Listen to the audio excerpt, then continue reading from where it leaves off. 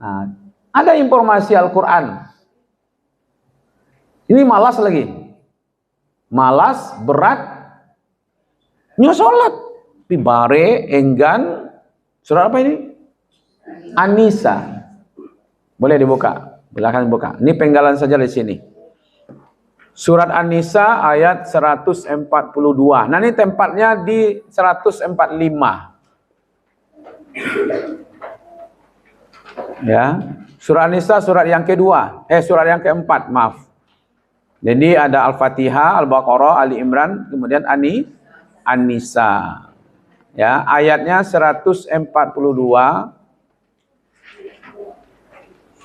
Dimulai dengan kalimat innal munafiqina yukhadi'unallaha wa huwa khadi'uhum.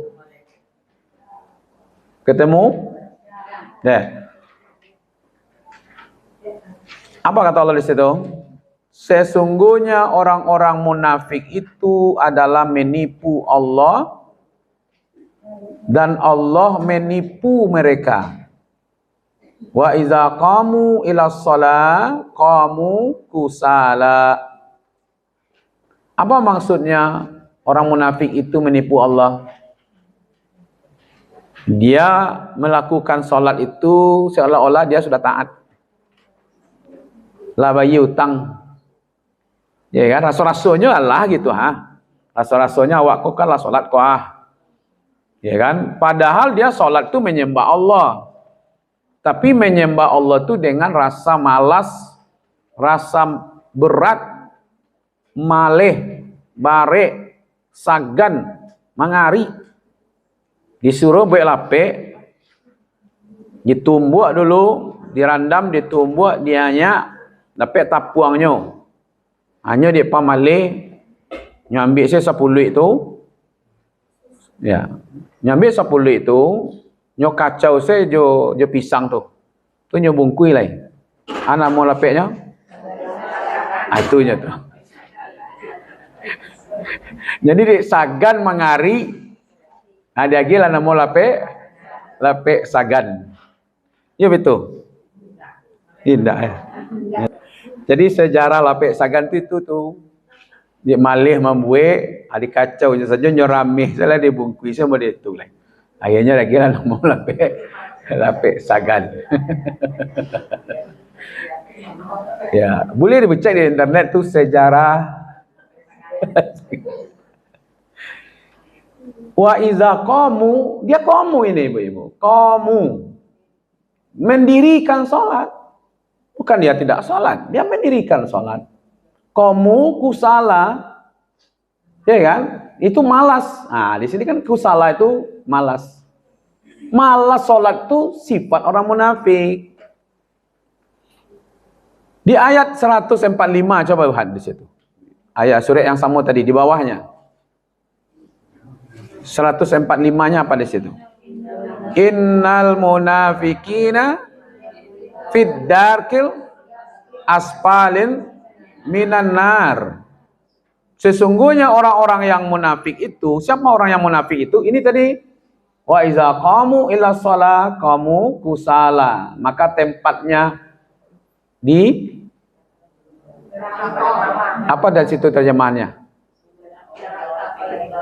Neraka paling bawah. Berarti kerak neraka. Itu ya, berarti di keraknya neraka. Di keraknya neraka. Oke. Kita belum sampai ke tingkat orang yang tidak sholat. Ada lagi sholatnya ria. Ria kok nama orang tuh apa kok? Ada ya. Nah, jadi kalau ada nama orang ria, berarti orangnya ikhlas. Karena lawan dari ria adalah ikhlas. Orang Minang kan begitu. Bahasa Minang tuh berlawanan dengan nyata. Unde buruk badan nyolai. Nah, itu apa tuh? Rancak tuh mah. Tapi kecil orangnya you rancak perang yang yo. Pulang balik yo. Nah, kalau itu apa maksudnya tuh? Nah, itulah orang Minang, tak balik-balik kan. Jadi kalau nama anaknya Ria, ya.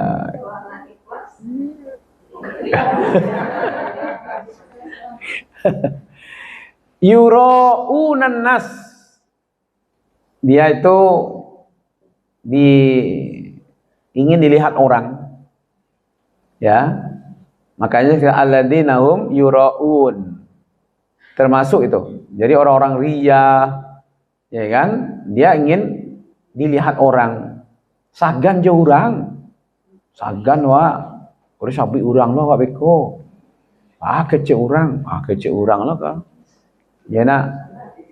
Wala yazkurunallah ila qalila, dan mereka tidak ingat kepada Allah kecuali hanya sedikit saja.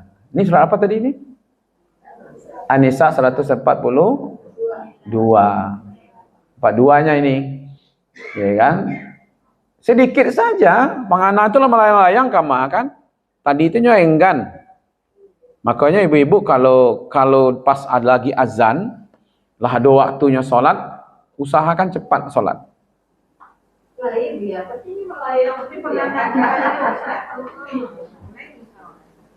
Iya tuh usaha tuh yang penting. Soalnya bekonya melayang-layang yo, itu nanti Allah paham tuh. Iya kan? Tapi ya semakin dipicil semakin banyak entah karena apa.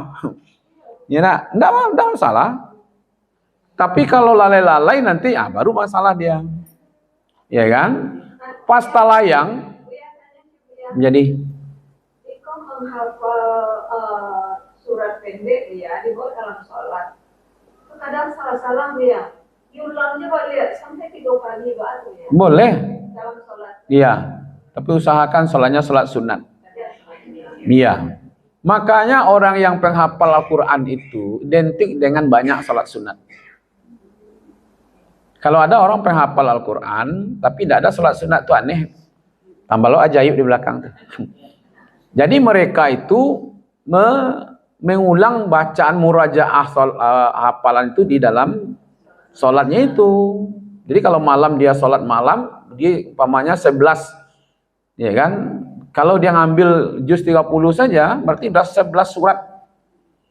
Makanya ibu-ibu yang hadir hari Rabu itu udah bisa itu sholat malam, pakailah surat yang udah hafal itu. Biarlah pelan-pelan, tidak apa-apa. Ya kan? Memang begitu. Itu gunanya nanti bacaan-bacaan dalam sholat itu kualitas pahalanya jauh lebih tinggi dibandingkan baca di luar sholat. Ya kan? Maka itu banyak digunakan ketika sholat, terutama sekali sholat sunat. Ya. Itu. Jadi bacaannya misalnya pertama ayat 10. Habis itu baca kedua itu baca surat naik lagi. Boleh enggak? Waduha.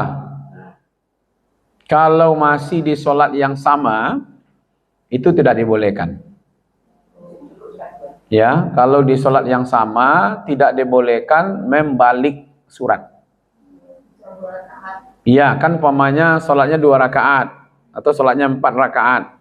Rakaat pertama setelah Fatihah langsung kepada An-Nas. An-Nas mana ada lagi surat setelah itu?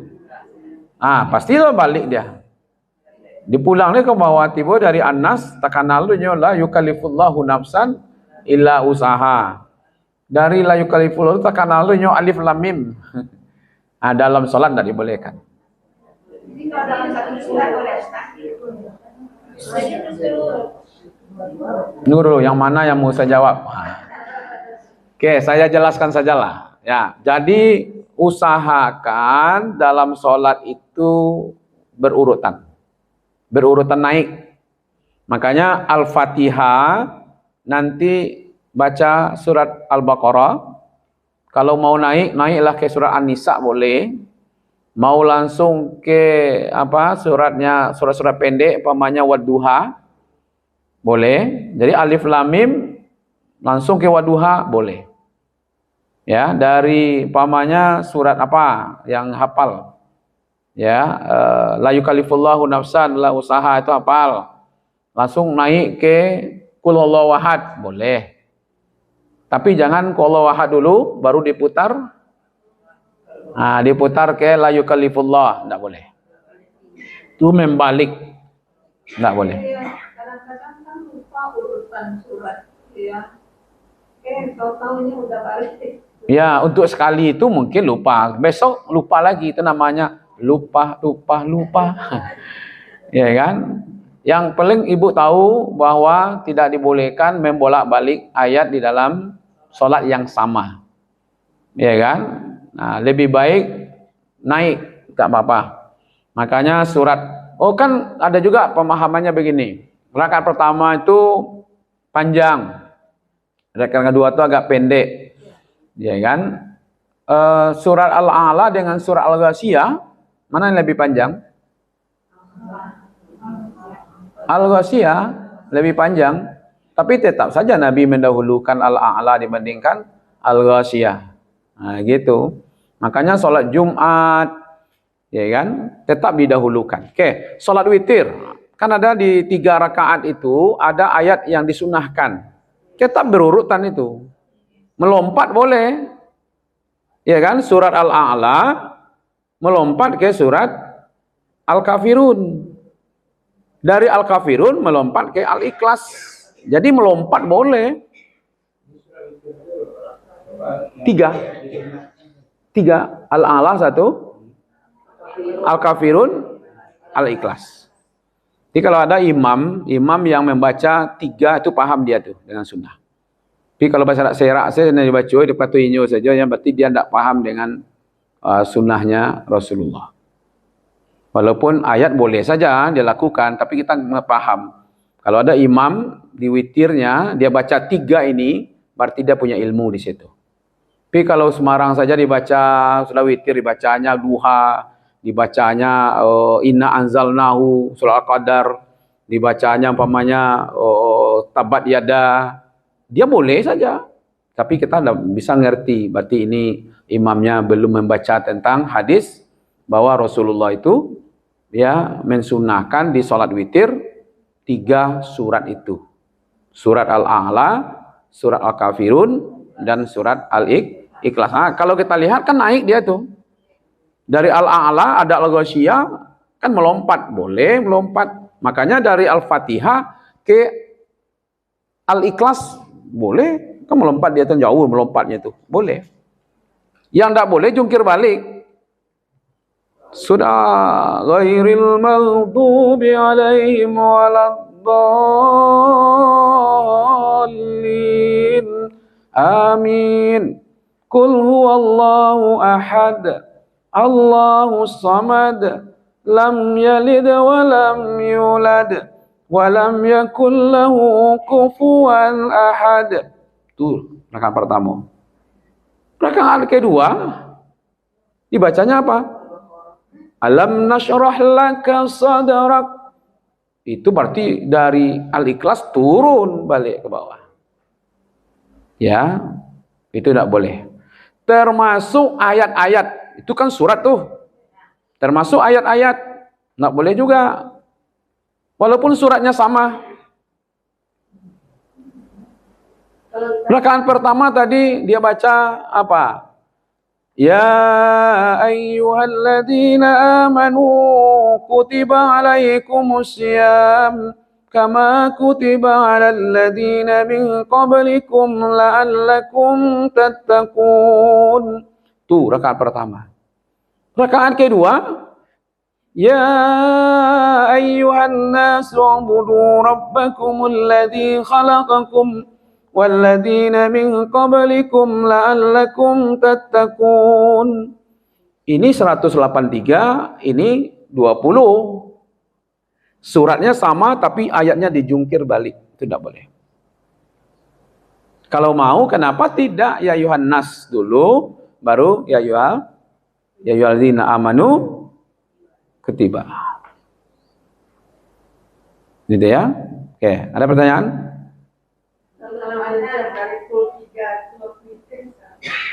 Ketiga-tiganya boleh. Seluruhnya dalam witir boleh. Mulai dari alif lam mim nanti selesainya di An-Nas boleh. Berarti 1 rakaat 3 ya, boleh. Bilang kalau salat subuh tidak boleh baca full. Surat full, Yang sholat subuh dia, kita yang bacanya, ya memang tidak boleh. Seluruh surat itu boleh dibaca dalam sholat, tidak ada larangan. Mau sholat subuh, mau sholat apa, boleh. Tapi kalau dia yang sholat, lalu kita yang baca, terganggulah dia sholat. Maka tidak boleh. Oke, ibu di belakang tadi. Itu masalah pembacaan misalnya dalam satu surat, jadi ayatnya dijelaskan itu kan. Terus kebetulan imam kami ada seperti itu, jadi bahasa dong meja kan. Ada dasarnya kan. Jadi gini, bilang sama imam itu, ya kan, ayat itu kan sudah diatur oleh Allah tuh, ya kan. Nah kita harus ittiba ke situ. Dalilnya banyak sekali itu. Ya, Nabi itu tidak pernah menjungkir balik, ya kan? Kecuali ada kasus tertentu. Pamannya sahabat ini jadi imam, dia baca setelah ghairil maghdu, dia baca qul huwallahu ahad. Setelah qul huwallahu ahad, dia ngambil ayat yang lain, tapi digabung. Pamannya setelah qul huwallahu ahad diambilnya mungkin ayat kursi. Kan jungkir balik tuh. Kemudian rakaat kedua nanti qul huwallahu ahad lagi. Ya kan? Jadi qul huwallahu ahad itu dibuatnya seperti Al-Fatihah. Kemudian dia ambil pula naik ke atasnya ayat kursi mungkin surah Ali Imran gitu. Jadi banyak protes. Ya, protes jamaahnya lapor kepada Nabi. Ini ada imam kami ya Rasulullah. Dia baca qul huwallahu ahad, surah Ikhlas, lalu nyambung ke sini. Nanti rakaat kedua, lalu kami tanyakan, kenapa kamu tidak cukup? Tidak cukup Allah ahad saja gitu, ha? Ya saya suka katanya. Nah, ini suka. Kalau ibu tidak suka, ibu saya jadi imam. Ya, kalau ibu jadi imam, ibu suka seperti itu. Akhirnya dilapor kepada Nabi, ya kan, dicek. Karena dia cinta, karena surah Al-Ikhlas itu bicara tentang hubungan dengan Allah. Ada kalimat tauhid di situ, mengagungkan Allah di situ. Ya kan? Maka Rasulullah mengatakan nanti kamu akan bersama apa yang kamu cintai. Ya, gitu. Itu ada kasus seperti itu. Ya, tapi kalau hanya balik-balik begitu saja, tidak pakai ilmu dia. Ya kan? Nah, gitu. Sepakat itu ulama. Paling rendah itu hukumnya makruh. Nah, itu malah yang agak keras sedikit ada. Ya kan? Maka itu adab. Adab di dalam membaca Al-Quran itu sepertiga nilainya, Bu. Ya, adab. Maka itu adab itu penting. Kalau orang dulu MTQ, ada 3 yang dinilai. Tajwidnya atau makhrajnya, kemudian iramanya, kemudian adabnya. Makanya tidak boleh ya bolak-balik cari. Kadang-kadang dulu MTQ itu kan nama suratnya itu dalam jalan saja. Atau pas dia duduk, qari'ah, nomor lot undian sekian akan membacakan surat itu, ayat itu. Di situ saja dia cari itu. Nah, makanya dia diuji pula ilmunya. Tahu enggak dia? Makanya ibu-ibu kan latihan sekarang, mudah-mudahan nanti MTQ gampang aja lagi kan. Iya, insya Allah lah. Kemarin kan udah mulai tuh. Lah mulai hafalan-hafalan dulu kan. Nah, nanti dibuat lagi gitu. Lomba MTQ tingkat lansia. Nah, ya nak. Ya, gitu. Itu adabnya begitu ya. Oke.